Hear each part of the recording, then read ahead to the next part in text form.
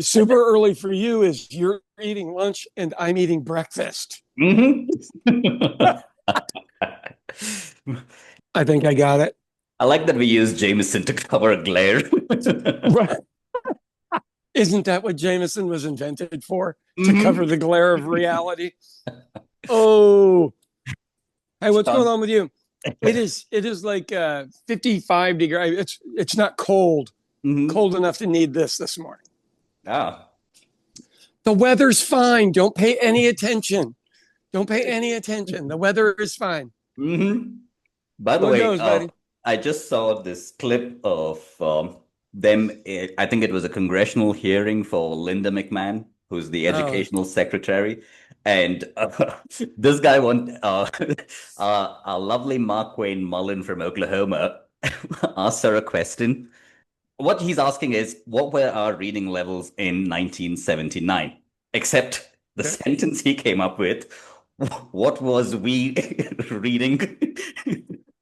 What was we reading levels in 1979 is what he said. I was like, oh, buddy, let's try this all over again if you're trying to get more money for education in Oklahoma. If the Napoleon complex was ever invented, it was invented not for Napoleon, but for Mark Wayne Mullin. So all he does here is dress up in shirts about wrestling. And Oh. what I would tell anybody is go to Greece and go to the Olympic training facilities from back in the day, and it looks like gay corn um, all around the tops Mhm. because they used to wrestle naked. Mm. It is so the problem here in Oklahoma is Mark Wayne Mullins did all the things you're supposed to do. You got a gun in your ad. He was carrying a calf, you know. He Oh. probably needed hernia surgery afterwards, but he has been an MMA fighter in 3 fights.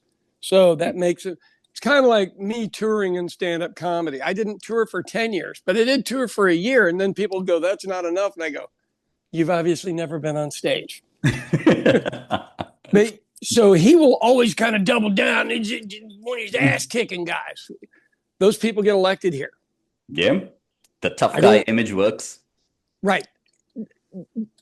Americans do not understand the southern part of America, and I live in that part, and my personality fits here. Like I can be really nice, but I can also be really combative if I need to be.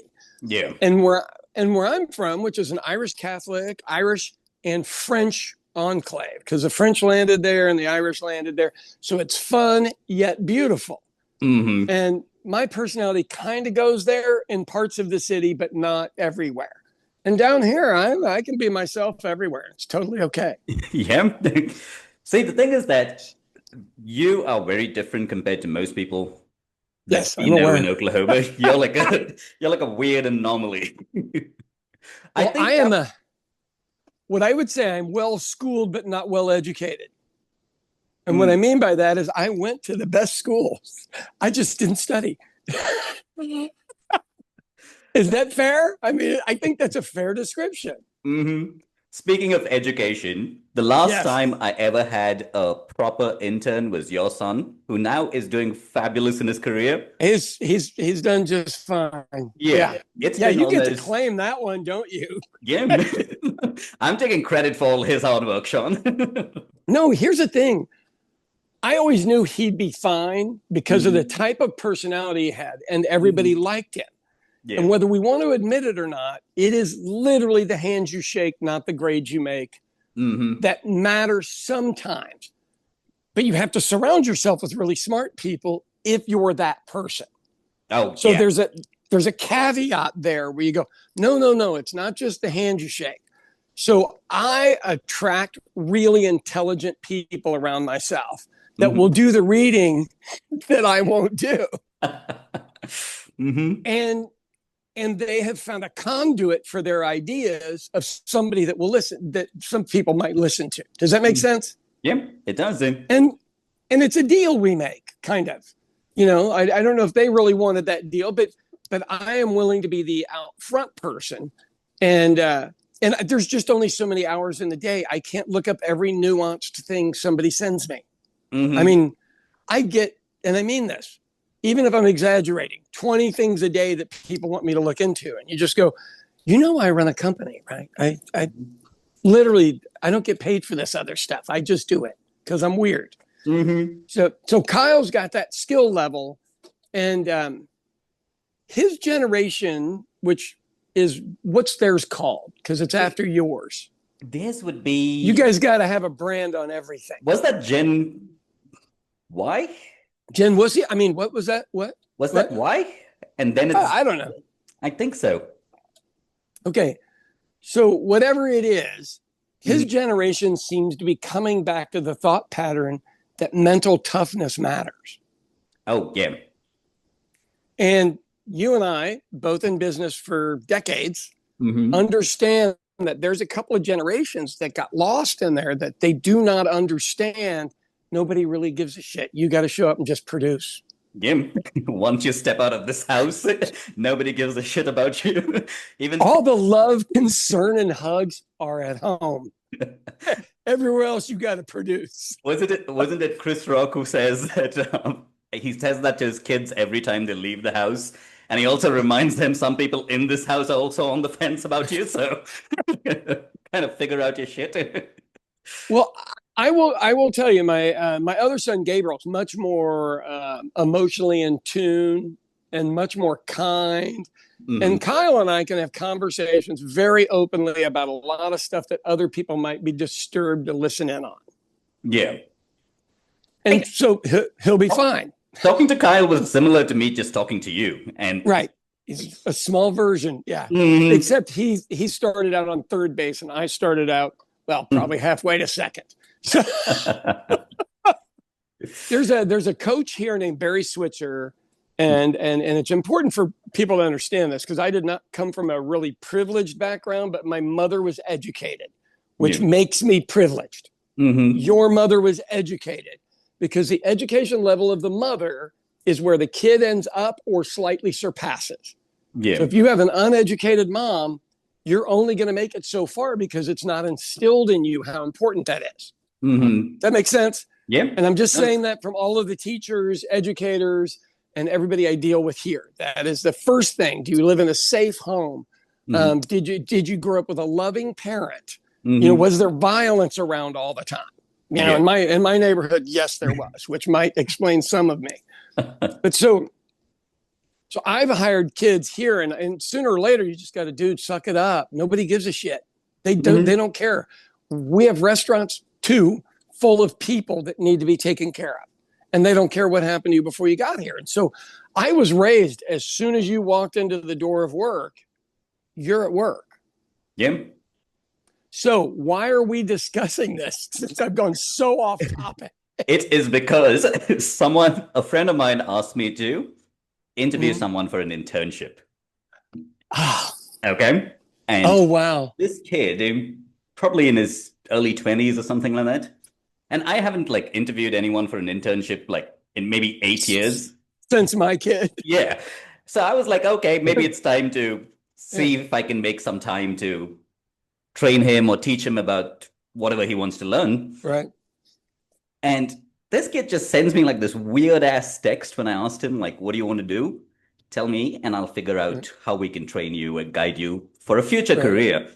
And this dude is my college requirement is that I just need a certificate that I work somewhere for 30 days as an intern. So I just need the certificate. I don't care about all this. And he had the fucking audacity to tell me that when I'm trying to actually take time out of my day to do something. I was like, dude, you do not understand how condescending and fucking insulting that was.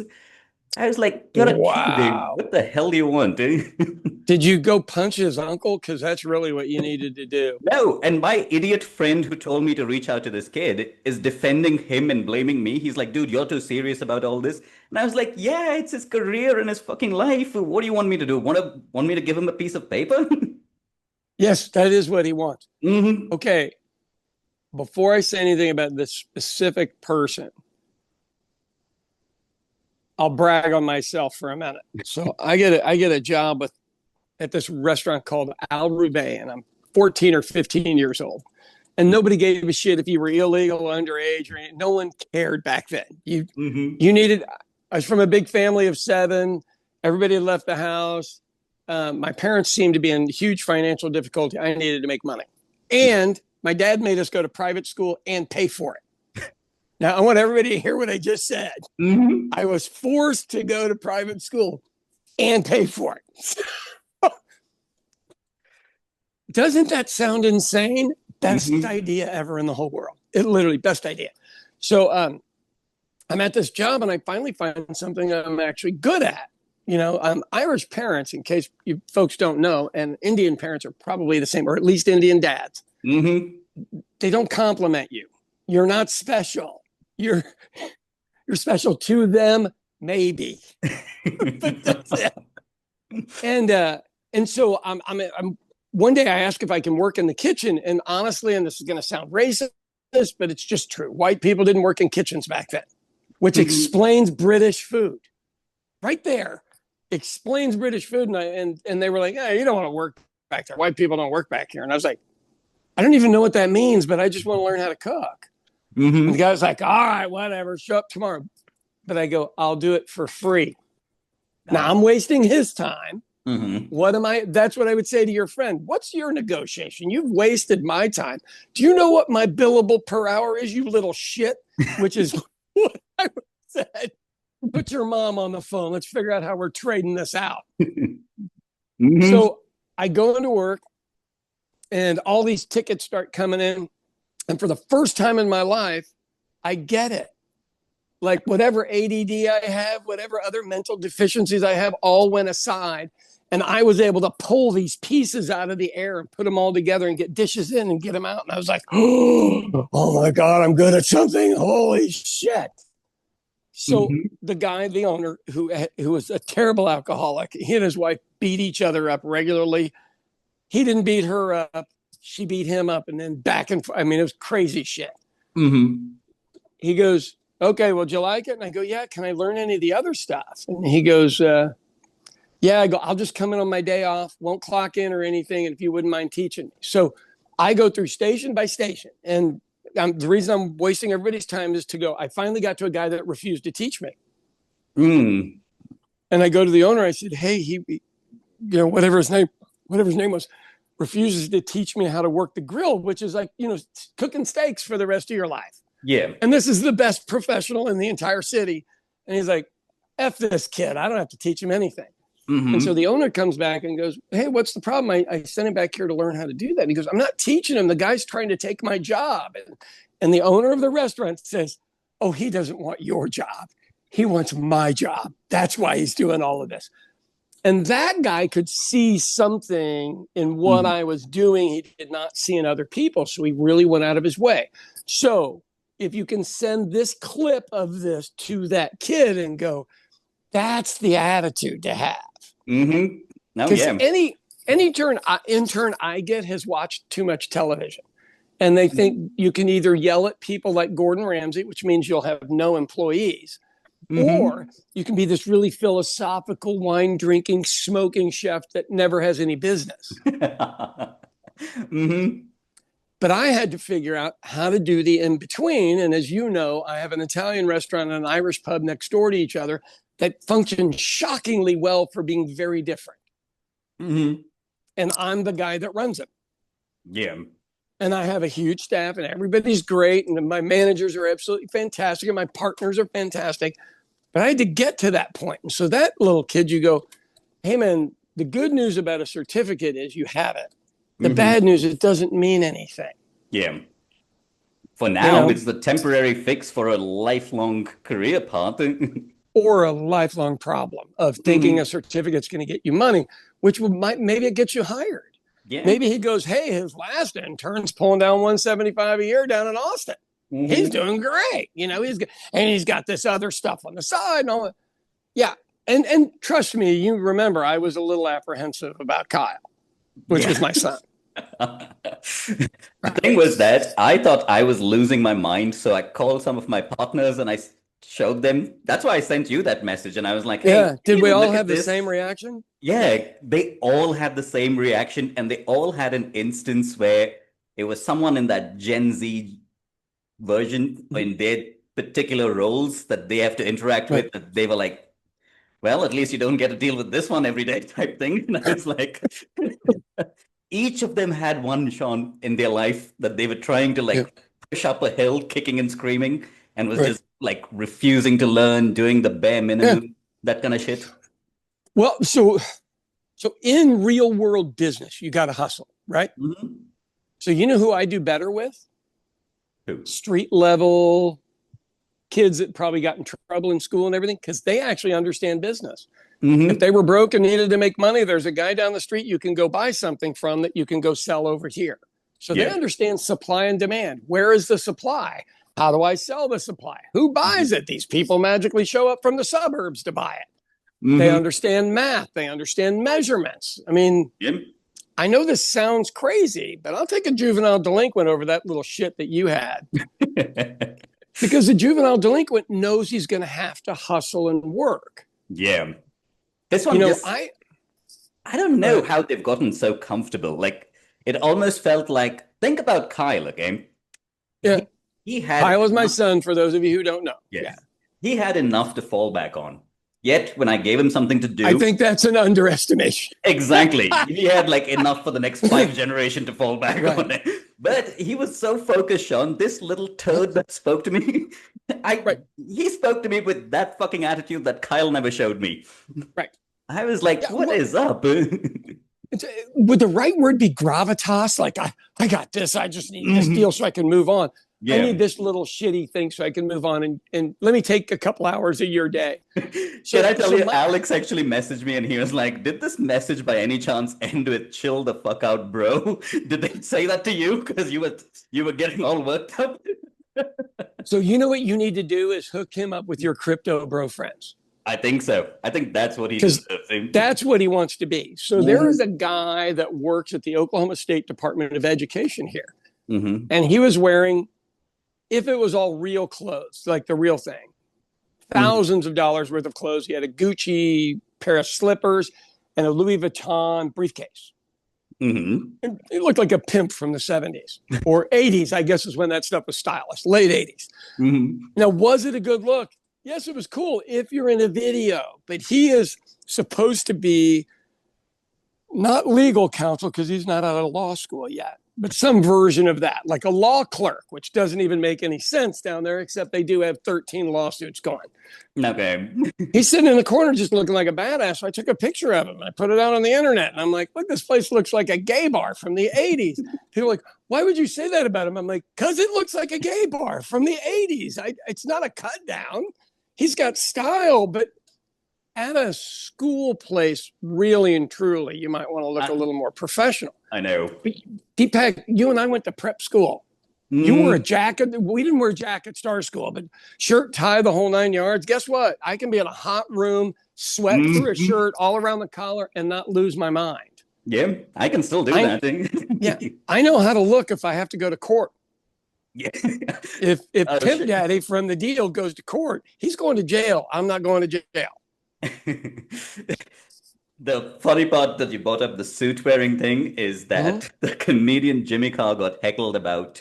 Someone screamed out, "Do you wear a suit even on your day off?" And he was like, "Yes, I dress like a Probably. gentleman." Right. And then he tells the audience, "This is Bromley, so y'all might be thinking, suit every day. He must have a lot of court appearances." Hey, that's brilliant. Okay, let me tell you my suit deal. So, and I didn't grow up in a bad neighborhood or anything. I went to a really nice school, so don't feel sorry for me, folks. But I knew that I just didn't want to be average. I wanted something better or bigger out of life, Hmm. and I didn't know what it was or anything like that. I just know I just didn't want to be some peon just doing shit. There's nothing wrong with that. It just Yeah. wasn't for me. Um, and so I used to go wait tables at a place, illegally, because you're not supposed to wait tables till you're 18. So I started when I was 16 and I made adult money, and I made Yeah. adult money at 17. So I'd get after work, we all wear tuxedo shirts and ties and all this shit to work.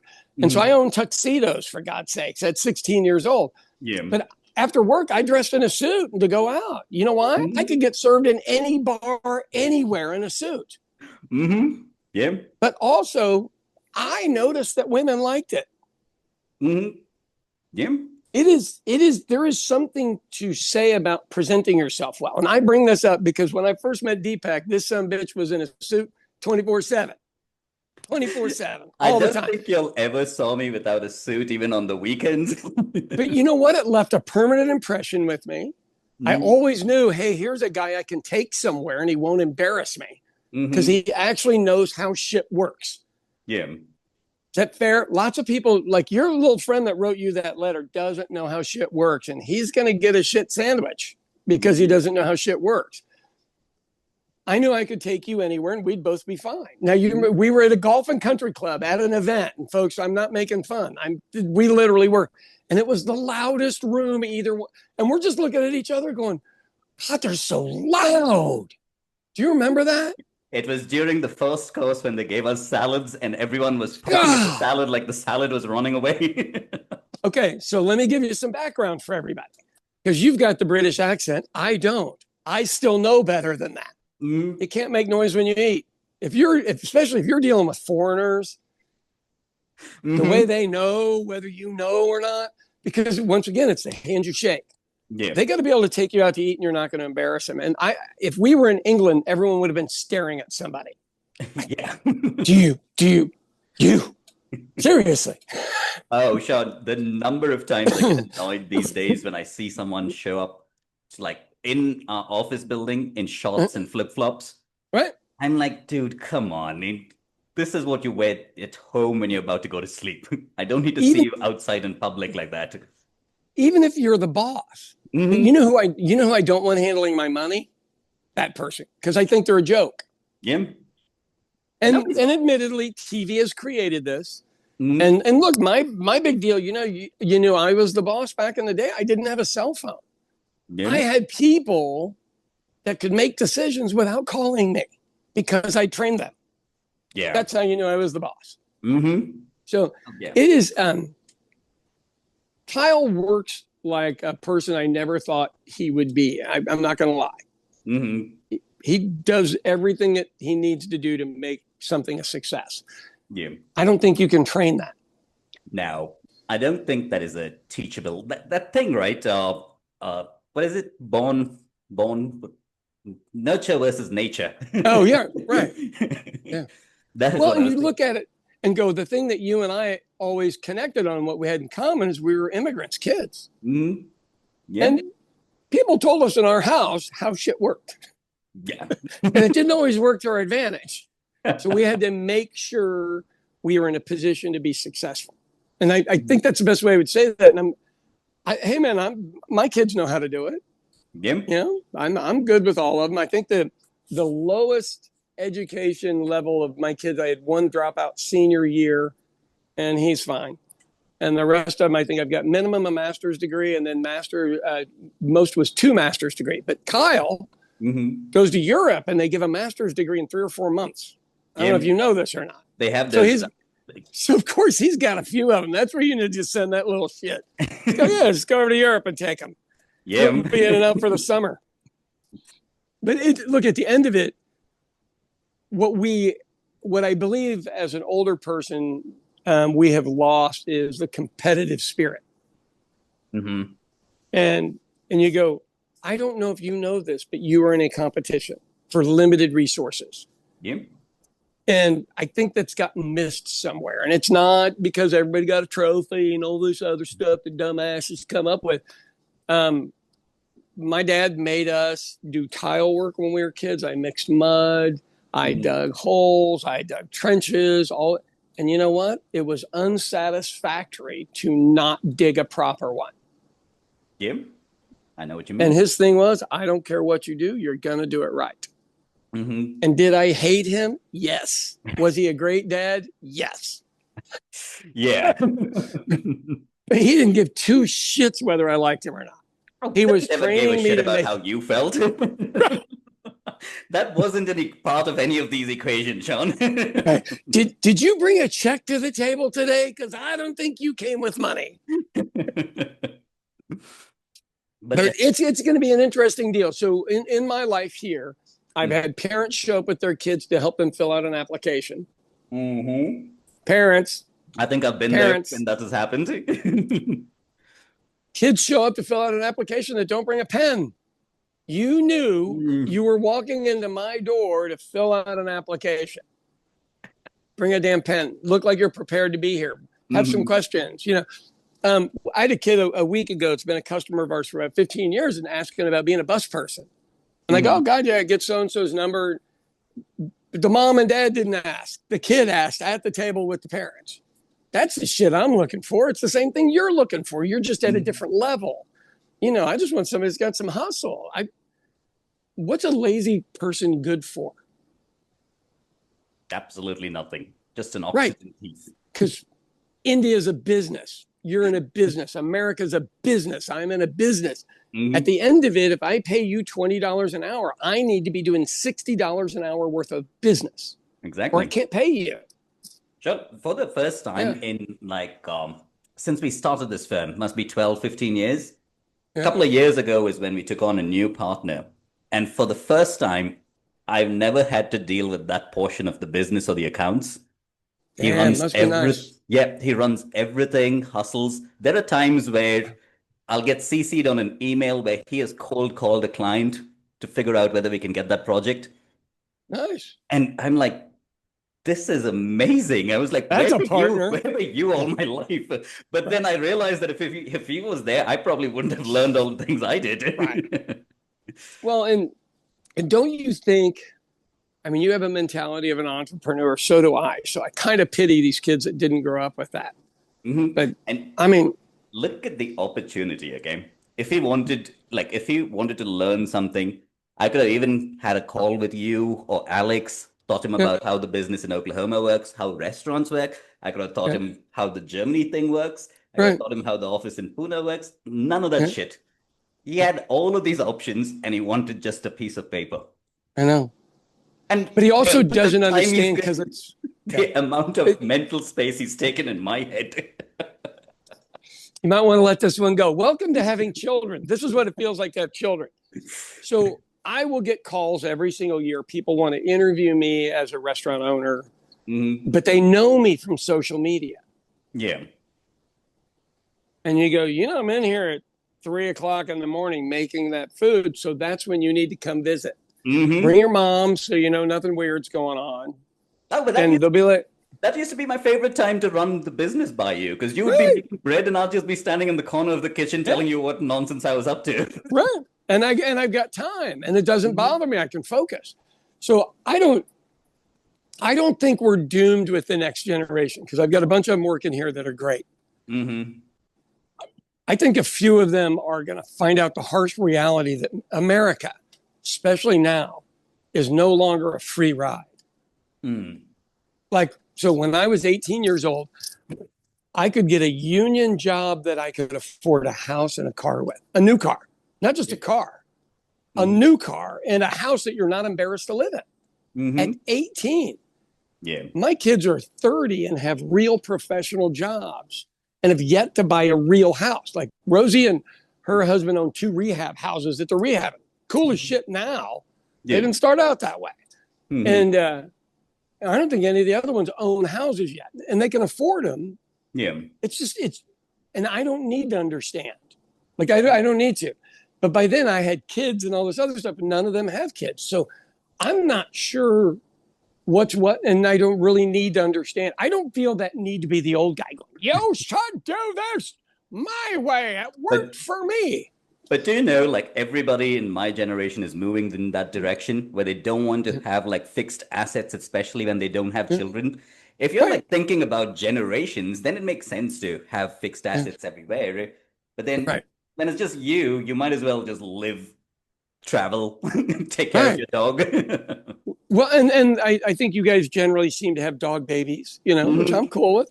Look, I'm not going to lie. I didn't want any kids, and I got 5 of them. I didn't want any at all. I didn't. I would love to have lived that lifestyle, and I still wouldn't own a house because I'd be like, why would I buy it? Then I got to sell it if I want to move when I can just move.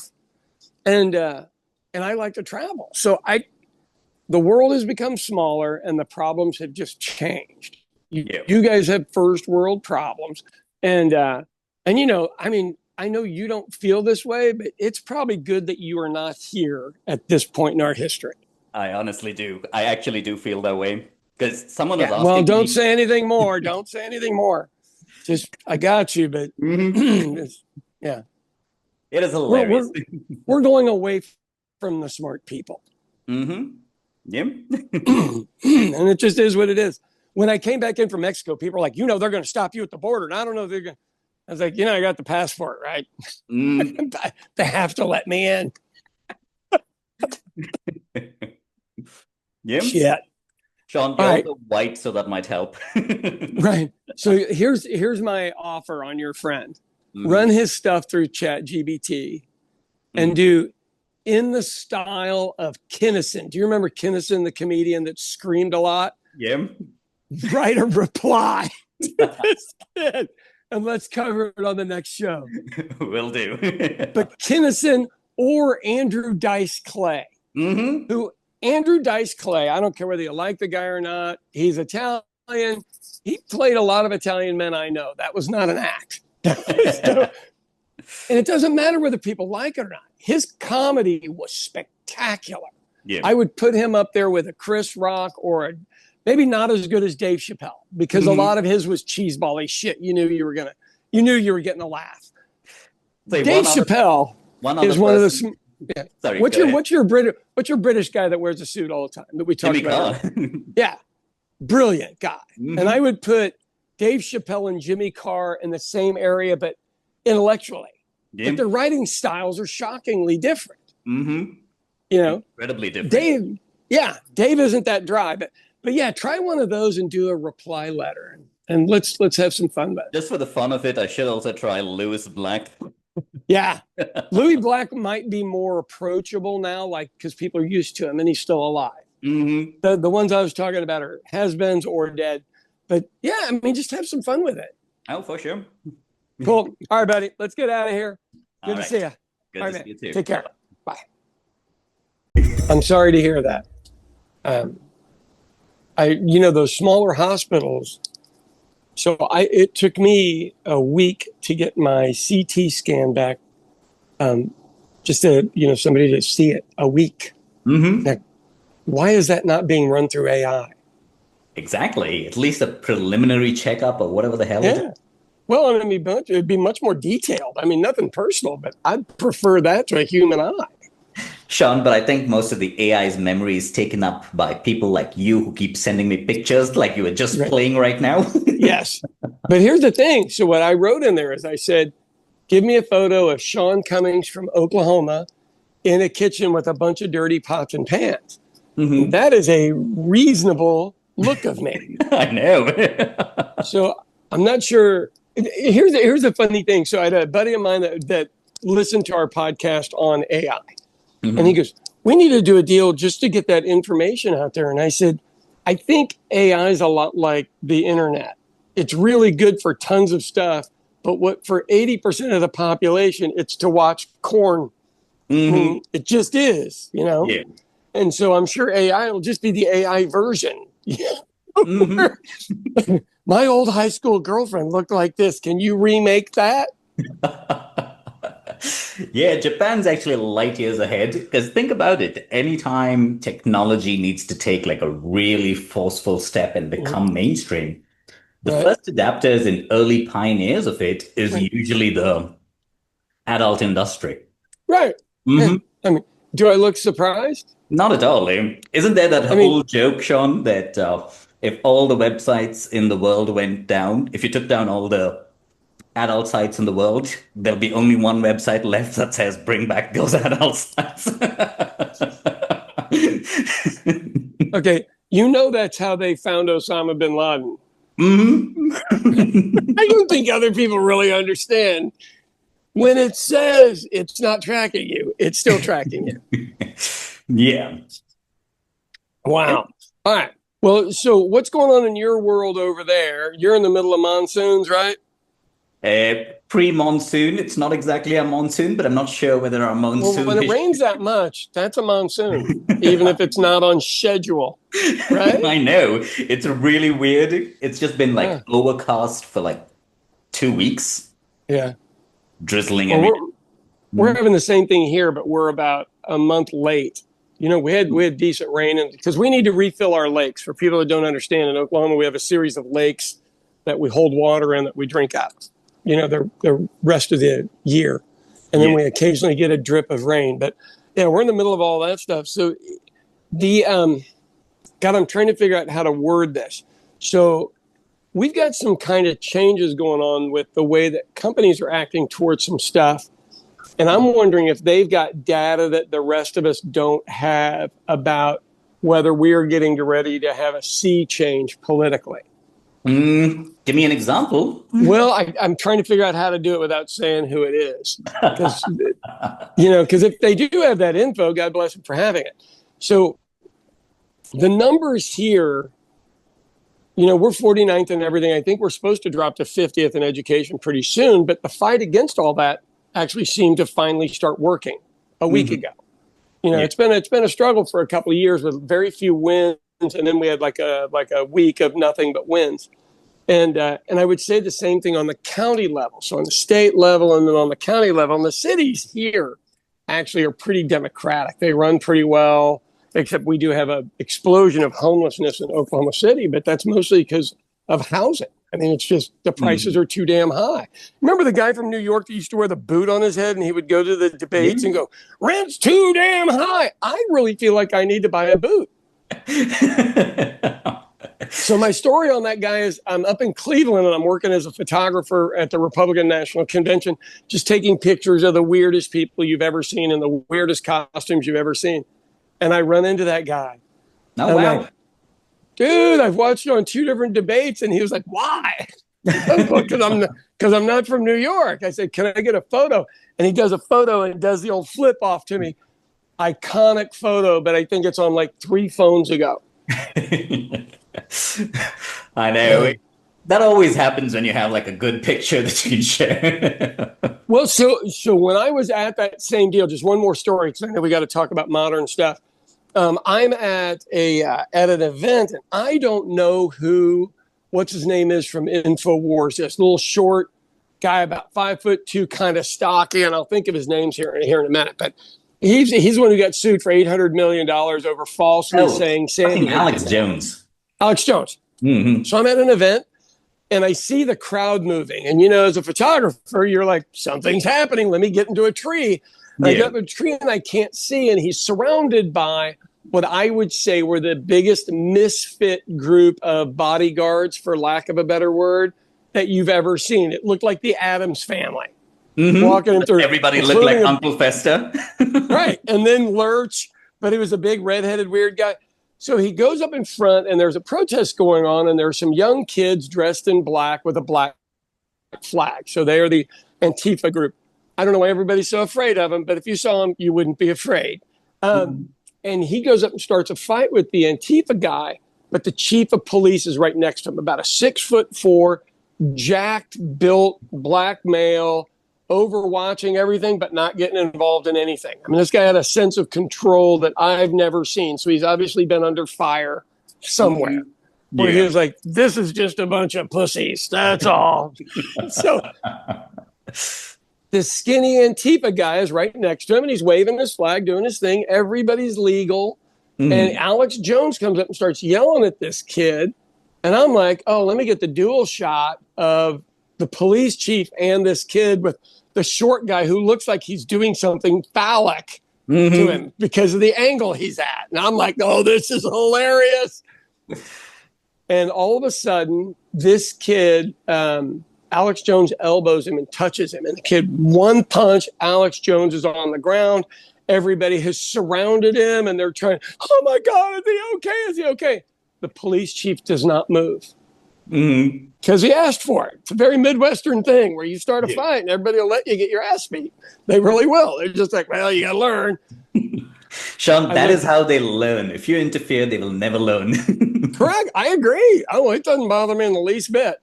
I am sitting there, and what you're doing is you've set your camera, and I'm trying to watch the event to see if there's something else I need to move to. I look up, and my memory was full. Oh, God. The shot of all shots I did not get. And so when I finally really learned how to work an iPhone, they say all your stuff has been deleted because you deleted it, but no, you have to delete it twice. Yep. It That's would what, have been nice I've to been get the having that memo. fight with I've been having that fight with Apple because of the number of podcast episodes we have now. Right? Yeah. You've Mhm. just eaten up all your memory. Yeah. Yeah. Yeah. Okay. Well, it's time to feed that into a computer and write a book that you don't write, but somebody else does. Yeah, it's about time we get something published, Sean. It's been a while, right, since we've done something? Well, I mean, I think we can roll it on to Amazon pretty quick. It's just words. If you do pictures and everything, it's a lot more difficult. And you can evidently just do AI, tell it what to do, and it gives you the pictures. So is there a copyright on that or not? See, those are the lawsuits that are still going on in court. Right. But then Yeah. the problem with that is how do you is it a class action suit? Because it's individual artists who have Right. also sued OpenAI and companies like that for training their modules on their art, so to speak. Right. So And it's not really their model. exactly. It's kind of their model. It Yeah. is, but then the problem with that is the way the OpenAI argues is that this is all publicly available information Yeah. that you can find on the internet. It's not behind a payment gateway. So Yeah, that's fair.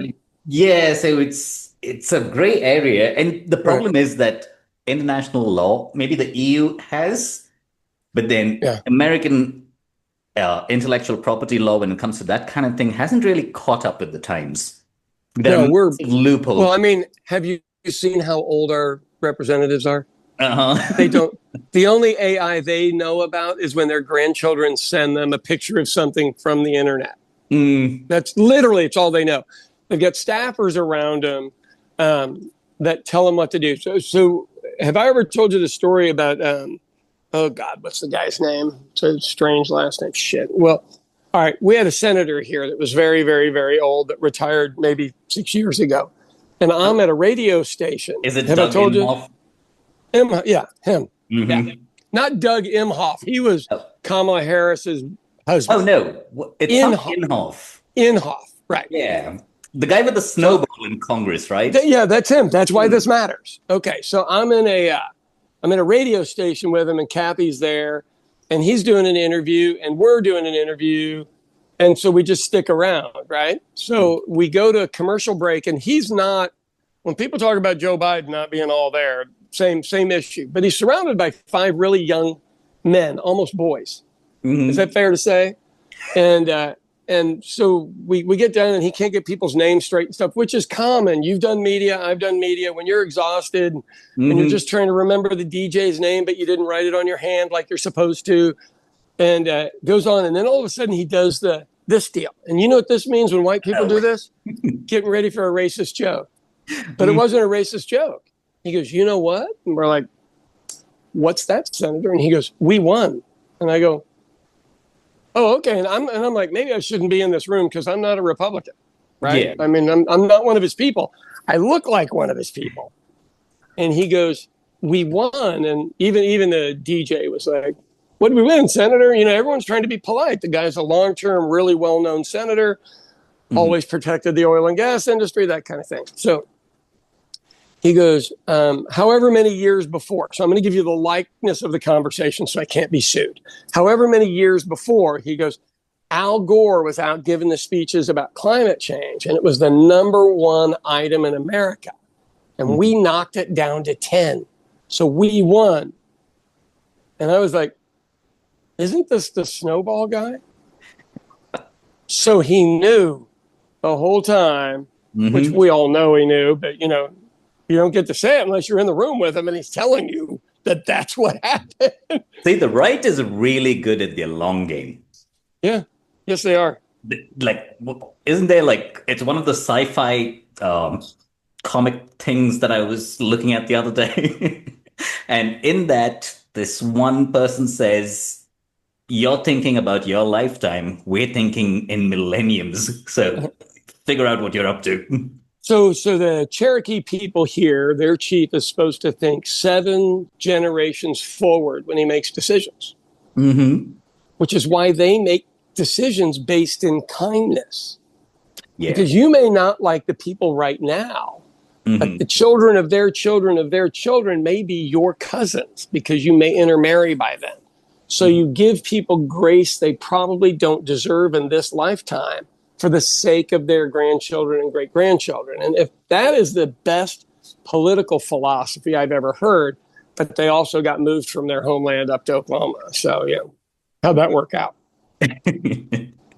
But it is interesting to think about that type of succession planning because it was in my mind this week. Sean, Well, I but I'll tell bet. you the funniest thing Yeah, that everybody here would have been cheering because I have such big insurance policies on myself. They've been like, I'm buying a house, bitches.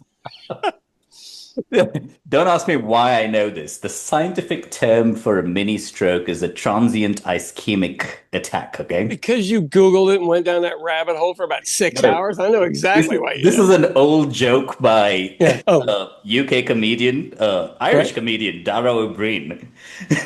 So in That that sounds racist. Darrow Green. Sorry, go ahead. Dara basically says in that bit where he's like, isn't that annoying when you've had something that actually has a proper scientific name, Right. but they come up to you and go like, oh, did you have a mini stroke? You have the baby stroke. You get, hey man, I tell you what, they can mess you up. We had a guy that's been a customer here forever. He used to do the advertising purchases for Kathy's statewide campaign. And he must have fallen at home, hit his head, and bled out. And he's the funniest son of a bitch. But I'm just to that age now. They're just dropping right and left, and you're behind us by 20 years. So that should not be happening. Okay, Yep. I'm going to change the subject matter and make this lighthearted. All right. So I'm at home, and Diana's out of the country, so I've got to actually rest when I'm at home, and I'm not supposed to do stuff. So I'm going through the television, and Bill Barr is on a show called The View, which is like 7 women, all ethnic backgrounds, and then an old white lady runs it. And I'm like, oh my God, this should be hilarious because Bill says whatever's on his mind. God bless him, but he was saying. You're talking about the interview with Bill Burr. I thought Bill Barr, the former attorney general. Oh, sorry, Bill Burr. Brrr. Like it's cold outside. So he gets on there, and then I find out that he is on Broadway doing basically Death of a Salesman, which is Glenn Ross. Yep. With my doppelganger. Oh, shit, now with Odenkirk. Yeah, Bob Odenkirk. Right, and so I called Kyle, and I'm like, we need to go to New York and see this. But it's only until the end of June, and I'm booked up for June. But and Kyle was like, he really is your doppelganger. I go, has no one said that to you? I said, he just had, he's got a comb over and stuff. But if you remove our faces, we look like we're first cousins. Oh, yeah. Yeah. Sean, you should have told me. I was aware about him doing this Glenn Ross from like December. How would I know to tell you that? Unless I saw Bill him is one of the comics I actually have interacted with in the past. Right. The things that make me popular with Democrats is I think Chappelle is the funniest comedian I've ever seen, and I think Bill Barr's probably behind him. And my deal is I grew up in an ethnic culture, and we all made fun of each other for the proclivities of our cultures. They're legit, or you wouldn't be making fun of it. And it's gotten to the point in the Democratic Party, you're not allowed to do that anymore. And you go, but isn't that what makes us us? Tim? You want somebody to go in and fight for you? You know who you don't call? The pacifist. You call the Irish guy because we don't give a shit. But it's true. If I want somebody to negotiate for me, I want an Italian or a Jew. I mean, it's not a cut down. It's a compliment. They are the top of the heap of negotiators. That's who I want. And I don't understand why we can't take that cultural deference and go, look, here's the stuff that you guys are. And if you go, well, I know I'm Asian, but, I don't do math. I'd go, okay, all right, move on. Let's see who else can do it. It's funny. And both of those guys were people that groups tried to silence. And both of them were like, I'm still going to do my shows and they're still going to sell out. Oh, yeah. I'll tell you this funny thing that happened maybe a couple of weeks ago. There was I was waiting on like the sidewalk to get into the back entrance to get on stage, okay? And this couple looked like they were having like a pretty heated argument. Yeah. Like, it looked really bad to the point where one of the comics who was standing with me, I was like, hey, should I get the bouncer and tell him to like check what's going on Yeah. or break it off type shit? And he was like, you've lived abroad for far too long. That is none of your business. You're putting out really strong white lady vibes. Can you go back inside? Is what he told me.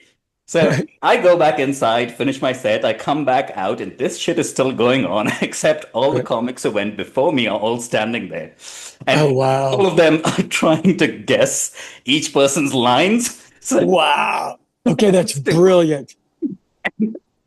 everybody else, like some of the female comics were like, you guys are so insensitive, but then they were laughing, but they didn't know what to Right. do just because Yeah. of whether how do you find that funny and Mhm. non-offensive, even though you know that it's probably breaking somebody's heart in this Right. conversation. So I would be looking at it going, God, there's an opportunity. You know, she's going to be single real quick. Might want to have some revenge sex. I see an opportunity here. That's from a guy that's owned too many bars. So I think it's funny when people truly love each other and they're within a foot of each other, but yet they're still yelling Oh yeah. because neither one of them is talking to the soul inside the other person. And this is some 60-year-old male observation here, not just some old Mhm. dude trying to go, well, this isn't going to work out well. Who's the loser she's going to sleep with tonight? Sean, the best thing is like the guy who last walks up and goes like, what do you think he or she said first to start all this shit? Which is a Chappelle bit. And I was like, dude, you just ripped Chappelle off, but knock Yeah, it but off. it's still a good joke. I mean, that's awesome. God. So if I was going on, so I had, I've had hecklers, you've had everybody's had hecklers. And Mhm. I always bring hecklers into my show.